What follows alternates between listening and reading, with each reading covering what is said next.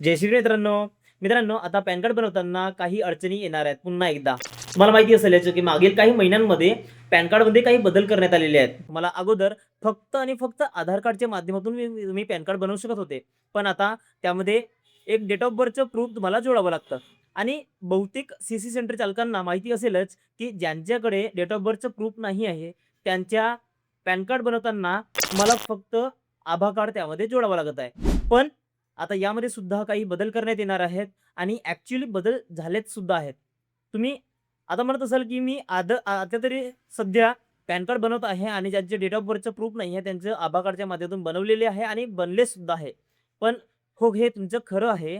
पण ॲक्चुअली तुमच्या date of बर्थच्या प्रूफमध्ये Aadhaar card चालत नाही.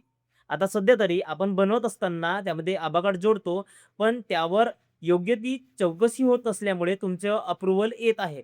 पण ज्यावेळी ॲक्चुअली तुमचं चेकिंग होईल, म्हणजे तुमची एखादा पॅन कार्ड जर चेकिंगमध्ये लागेल, तर तुमच्या आयडीवरती प्रत्येकच पॅन कार्ड मग चेकिंग केलं जाईल आणि आधार कार्ड जोडला असेल, तर तो तुम्हाला पेंडिंग टाकलं जाईल किंवा रिजेक्ट करण्यात येईल.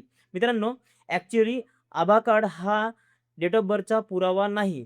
त्यांनी जी काही लिस्ट दिलेली आहे, त्या लिस्टनुसारच तुम्हाला डेट ऑफ बर्थचे पुरावे जोडावे लागत आहेत. आणि जे काही पुरावे आहेत ते तुम्हाला डिस्प्लेवर दिसत असतील. तुम्हाला फक्त इतकेच पुरावे जोडायचे आहेत. आणि समजा ज्या व्यक्तीकडे डेट ऑफ बर्थचा पुरावाच नाही, त्याचा एक ॲफिडेव्हिट तुम्हाला तयार करायचा आहे आणि ॲफिडेव्हिट तुमच्या पॅन कार्डमध्ये तुम्हाला जोडायचं आहे. त्या ॲफिडेव्हिटच्या माध्यमातून तुम्ही हे पॅन कार्ड नक्कीच बनवू शकाल. तर मित्रांनो, अशाच प्रकारच्या नवनवीन माहितीकरिता आपल्या चॅनलला सबस्क्राईब करून ठेवा.